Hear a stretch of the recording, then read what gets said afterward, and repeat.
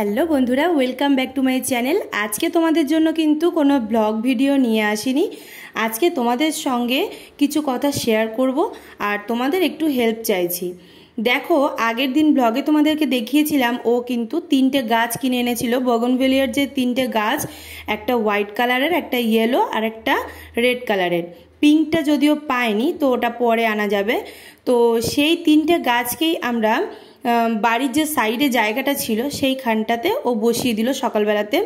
এই দেখো, দুটো গাছ পোতা হয়েছিল আর কি, আর আরেকটা গাছ কিন্তু রয়ে গেছে, ওটা এখনও বসানো হয়নি। তো আমি তোমাদের কাছে এটাই জানতে চাইছি। এই দেখো, আমি তোমাদেরকে দেখিয়ে দিচ্ছি আমাদের যে বারান্দাটা রয়েছে, এই বারান্দাটার এই জায়গাটা রয়েছে, আর তার পাশে দেখো আরও বেশ কিছুটা জায়গা রয়েছে। তো সেইখানে ইনডোর প্ল্যান্টের মধ্যে কি কি গাছ লাগানো যায় আমাকে অবশ্যই একটু কমেন্ট বক্সে জানিও।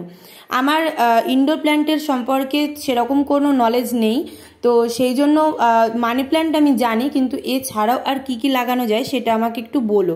আর আমি দেখো ছাদটাও তোমাদেরকে দেখিয়ে দিলাম যে এই গরমের সময়ে কি কি গাছ লাগালে ভালো হয়, বা ফুলের গাছ হোক যাই হোক, একটু কমেন্ট বক্সে অবশ্যই জানিও, তাহলে খুব হেল্প হয়।